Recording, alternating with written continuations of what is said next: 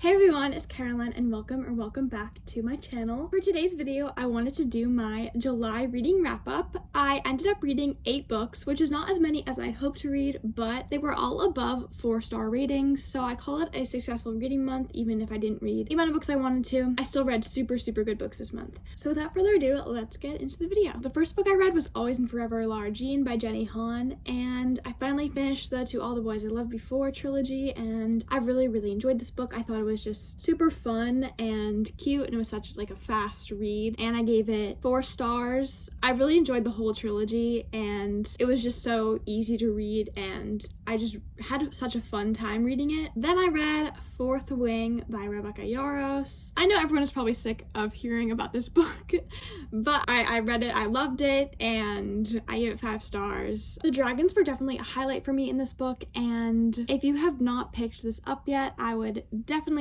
recommend. It was super fast-paced and super fun to read. And then I read The Cruel Prince by Holly Black. So I did read this in my reading vlog, and I gave it 4 stars. This book is split into 2 books, and I loved book 2. And then book 1 I did not like as much, but book 2 was definitely like 5 stars. Book 1 was probably like 3 stars, and I just averaged it out, gave it 4 stars, you know. But I really enjoyed this, and I'm definitely excited to continue with the series. I'm definitely gonna try to finish the whole trilogy this year. That is my goal. I will do that. Next, I read Sitting Pretty by Rebecca Tausig. So I also read this in a reading vlog. It is a memoir of disability advocate Rebecca Tausig, and I am definitely so glad that I read this, and it's told in the form of essays. I thought it was a super well-written book, and I really thought that their narration was very engaging. So that is Sitting Pretty. And then next, I also read this book in a reading vlog, but it is Carrie Soto is Back by Taylor Jenkins Reid. I loved this book. I give it 5 stars. It's definitely a new favorite book. And it is about Carrie Soto, who was named the best tennis player in the world, and she has won 20 Grand Slams. And then she retires, but like 5 years after she retires, another player comes and ties her record of 20 Grand Slams. So Carrie decides to rejoin the tennis game and have one last season with her father coaching her and try to take back her record. Again, I loved this book. I think that's something I loved in particular was the relationship between Carrie and her father, and I just thought that the tennis matches described in this book were, they felt like I was actually watching a real tennis match, and I just adored this book, so I would definitely recommend. Next, I reread Divergent by Veronica Roth. So I listened to the audiobook more than I actually read it, and I just found myself listening to it whenever I had time. I was just so excited to listen to it, and this book just took me back to when I was 13, and I enjoyed my reread of it so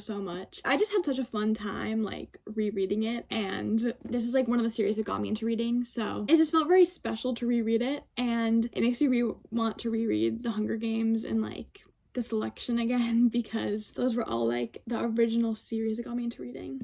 So, oh, and I also reread this because when I was reading Fourth Wing, I was like, this kind of reminds me of Divergent. So I was like, I am going to reread Divergent, just, because I was like, oh my god, I'm never gonna be able to read another book after Fourth Wing. So then I reread this, and I was like, yeah.